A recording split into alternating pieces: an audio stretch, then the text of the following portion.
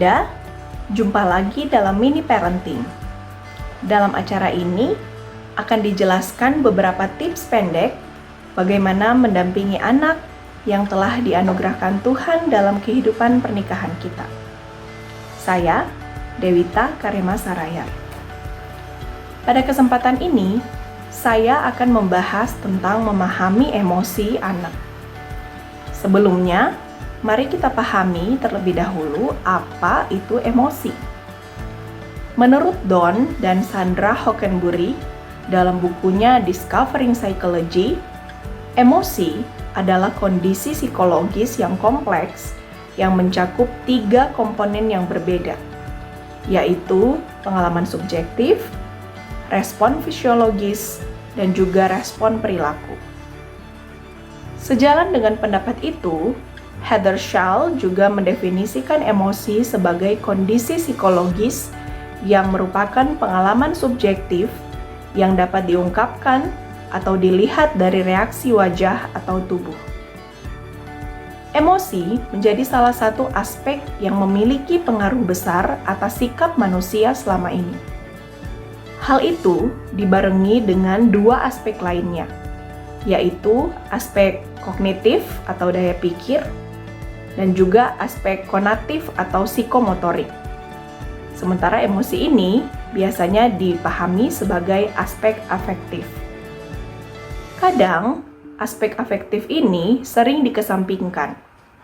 Dalam perkembangan anak, kebanyakan lebih banyak ditekankan tentang perkembangan kognitif ataupun motoriknya.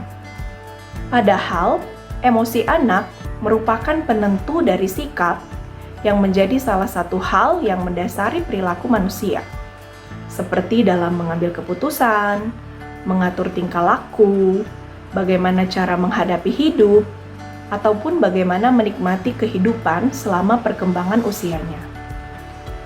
Emosi pada dasarnya dibagi menjadi 2 jenis, yaitu emosi yang menyenangkan atau pleasant emotion, seperti perasaan gembira atau senang, rasa sayang, rasa bersemangat, dan juga rasa ingin tahu. Emosi yang menyenangkan ini biasanya lebih mudah dijelaskan dan juga lebih mudah diakui karena berkonotasi positif dan menimbulkan sensasi yang menyenangkan bagi diri sendiri maupun orang lain. Selanjutnya, ada jenis emosi lain, yaitu emosi yang tidak menyenangkan atau unpleasant emotion, seperti perasaan sedih, takut, marah, kecewa, iri, cemburu, ataupun perasaan kesal. Kebalikan dari emosi yang menyenangkan, emosi yang tidak menyenangkan ini biasanya lebih mudah untuk diabaikan atau lebih mudah untuk tidak diakui.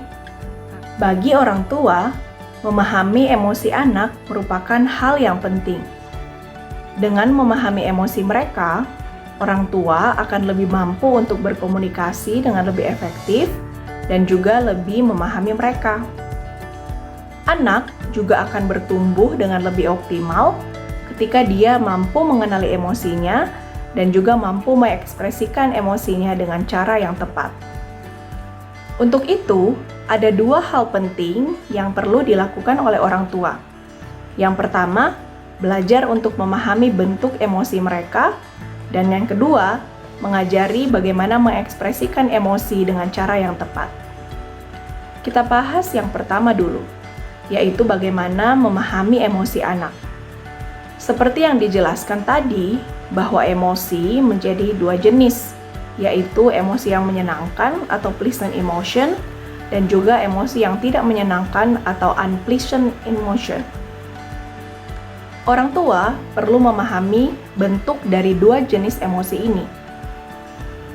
Cara untuk orang tua dapat memahami bentuk dari emosi anak, yaitu yang pertama, dengan mengamati ekspresi dan juga perilaku anak. Ketika anak merasakan emosi yang menyenangkan, cenderung akan muncul ekspresi wajah yang girang, tersenyum, tertawa, atau disertai dengan perilaku yang memeluk, melompat, perilaku yang menandakan bahwa dia bersemangat. Kebalikannya, ketika anak merasakan emosi yang tidak menyenangkan, dia akan cenderung memberikan perilaku yang menunjukkan wajah yang kusut, atau juga disertai dengan tangisan, omelan, atau mungkin muncul perilaku membanting barang, memukul, atau berteriak. Bisa juga anak dapat mengekspresikan apa yang dia rasakan lewat tulisan, gambar, ataupun musik. Orang tua perlu mengenali bagaimana anak mengekspresikan emosinya. Mungkin juga perlu mengenali bagaimana ayah bunda mengekspresikan emosi. Bisa jadi perilaku yang ditunjukkan sama. Yang kedua, menanyakan pada anak tentang apa yang dirasakan. Orang tua dapat melakukan verifikasi langsung dengan cara bertanya pada anak untuk dapat memahami apa yang dirasakan dan juga mengetahui penyebab emosi tersebut muncul, terutama pada emosi yang tidak menyenangkan. Jika anak belum bisa langsung menjelaskan jenis penyebab emosinya, orang tua dapat menunggu sampai emosinya reda terlebih dahulu. Bagi anak usia dini, bisa jadi kita perlu memberi pertanyaan dengan kalimat yang sederhana. Yang ketiga, banyak-banyaklah menghabiskan waktu dengan anak. Semakin banyak kita menghabiskan waktu dengan anak, maka semakin mudah kita memahami ekspresi emosinya. Bangunlah banyak percakapan yang mengungkapkan pengalaman subjektif yang dialami, juga tentang hal-hal yang disukai atau hal-hal yang tidak disukai, atau juga bisa mengetahui pendapatnya tentang hal-hal yang ditemukan di sekitarnya. Selanjutnya, kita bahas tentang mengajari anak untuk mengungkapkan emosinya. Mungkin timbul pertanyaan, mengapa anak perlu diajari cara mengungkapkan emosinya? Sebagai bagian dalam diri, emosi perlu diekspresikan dengan tepat, terutama untuk emosi yang tidak menyenangkan, agar tidak mengganggu relasinya dengan orang lain. Pola didikan yang mengesampingkan ekspresi emosi dapat mengganggu perkembangan anak. Sejak dini, anak perlu mulai dikenalkan dengan pengungkapan emosi agar anak terbiasa untuk mengenali dan mengakui apa yang dirasakannya. Usaha yang bisa dilakukan oleh orang tua untuk mengajari anak mengungkapkan emosi adalah dengan yang pertama, melabeli emosi yang muncul dari suatu peristiwa. Emosi perlu secara tegas diberi label agar anak kenal jenis emosi tersebut. Contoh, bila anak diberi hadiah, coba katakan, "Wah, adek senang ya mendapat hadiah." Atau, bila anak kecewa karena kalah dalam pertandingan, coba katakan, "Adek sedih ya karena kalah tadi." Dengan memberi label, anak akan lebih familiar dengan pengungkapan emosinya. Tidak hanya pada emosi anak, emosi orang tua juga perlu diungkapkan dengan cara yang sama agar anak dapat meniru langsung dari orang tuanya. Contoh, saat ayah bunda kesal karena misalnya jemuran lupa diangkat, nah coba katakan, "Dek, bunda kesal karena bunda lupa angkat jemuran tadi." Yang kedua, hindari mengabaikan emosi yang tidak menyenangkan. Contoh, ketika anak kesal karena tidak bisa mengerjakan PR, lalu ia menangis. Apa yang biasa dikatakan orang tua pada anaknya? Mungkin yang muncul adalah, "Udah, gitu aja kok nangis." Atau, "Stop nangis, dasar cengeng." Larangan menangis bagi anak akan diterimanya sebagai larangan untuk mengungkapkan emosi tidak menyenangkan. Anak yang diperlakukan seperti itu secara tidak langsung dididik untuk tidak terlalu memakai perasaannya. Sehingga akhirnya anak akan berpikir ketika memiliki perasaan sedih atau perasaan kecewa, itu merupakan suatu hal negatif dan harus dihindari. Yang ketiga, mengidentifikasikan perasaan dengan tokoh dalam cerita.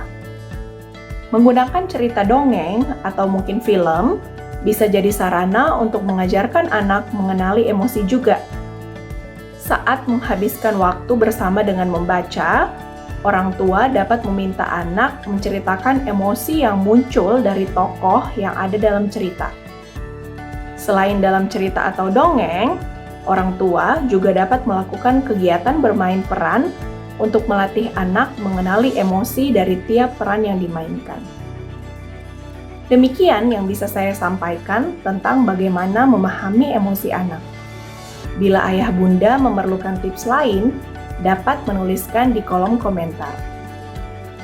Sebagai penutup, ingatlah bila ingin berhasil menjadi orang tua yang bijaksana untuk mendidik dan mengasuh anak yang sudah Tuhan anugerahkan bagi kita, maka kita perlu sekali memberi waktu yang memadai untuk beraktivitas dengan mereka. Dan bila ayah bunda saat ini membutuhkan ide, gagasan, atau inspirasi tentang aktivitas bersama anak, maka bisa melihat di acara Geku-Geku di kanal YouTube GKI. Tuhan memberkati kita sekalian.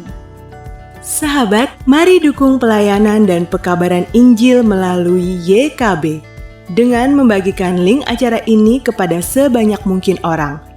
Dukungan juga dapat saudara lakukan dengan mentransfer dukungan finansial ke rekening BCA ke nomor 450 305 2990 450 305 2990 atas nama Yayasan Komunikasi Bersama.